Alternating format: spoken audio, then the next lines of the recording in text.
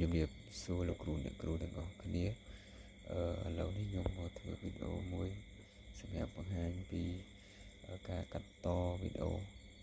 សំខាន់ឲ្យជាប់គ្នាផ្ដោតទៅលើការកាត់ឲ្យជាប់គ្នាអញ្ចឹងដោយសារតែគ្រូមួយចំនួនអត់ទាន់ចេះកាត់អញ្ចឹងខ្ញុំសូមណែនាំកម្មវិធីមានច្រើនតែខ្ញុំណែនាំកម្មវិធីនេះដោយសារខ្ញុំធ្លាប់ប្រើវាជាប្រចាំកម្មវិធីសតនេះអញ្ចឹងយើងចូលទៅ download វាមកនៅក្នុង Play Store ហើយ App Store ក៏មានដែរសម្រាប់iPhone យើង search មក in shot នេះឃើញ in shot ហ្នឹង search មកអញ្ចឹងវានេះ load ចេញមកយ៉ាងនេះនេះសម្រាប់ Android អញ្ចឹងវាចេញយ៉ាងយើងចុច down វាមក install វាមកអញ្ចឹងដោយសារខ្ញុំ down ហើយអញ្ចឹងខ្ញុំ down ទេហើយសម្រាប់ iPhone ក៏វាសម្រាប់នេះកម្មវិធីហ្នឹងអញ្ចឹងខ្ញុំ download កម្មវិធីនេះបានមកដើម្បីយើងយកមកកាត់តវីដេអូអញ្ចឹងកម្មវិធីនេះខ្ញុំសាកមកឲ្យមើលចុច insert ហ្នឹងមកនេះចុចវីដេអូនេះចុចវីដេអូមកអូខេហើយពេលវាថ្មីវាអាចឡើងខុសគ្នាវាស្តៀងគ្នាទេជាងចុច new មកបូកសញ្ញាបូកមកជាងយើងចង់ឲ្យវីដេអូប្រហែលជាប់គ្នាអញ្ចឹងយើងចុចយកវីដេអូ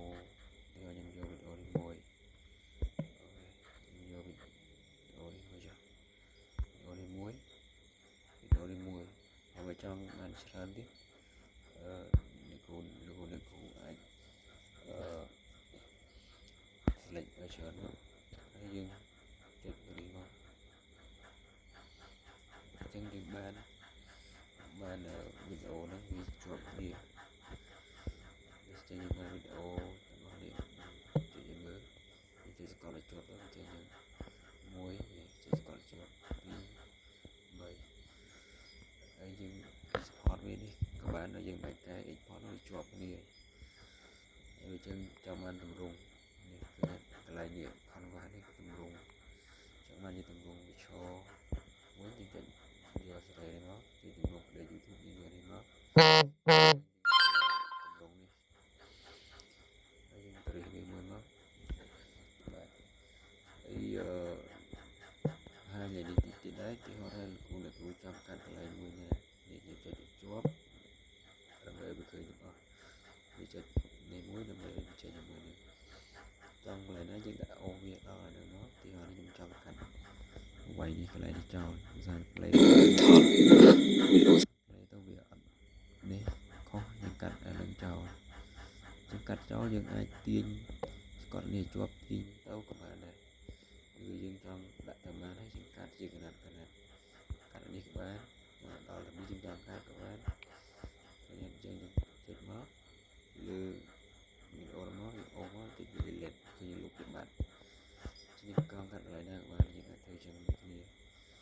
ហើយយើងចូលមកក្នុងបានដើម្បីកាត់យ៉ាងនឹងរបៀបកាត់ខ្លះខ្ញុំហាញតែបើសិនជាយើងអត់កាត់ទេយើងគាត់ដាក់វីដេអូ select មកបានយ៉ាងមកហើយយើងដើម្បី save វាយើងធ្វើនេះ export នេះយើងដាក់ export វានេះមកអានេះកម្រិតវីដេអូយើងដាក់ទៅ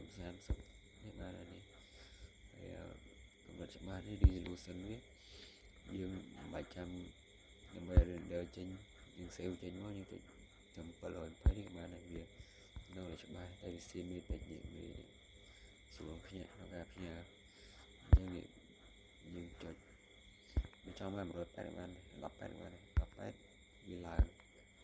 នេះឡើងមេតែបើយើងយក720វា save ចាប់បានហើយស្រួលផ្ញើស្រួលផុសយើង export មកអូខេ 1688 China's top B2B platform offers factory direct wigs to global buyers.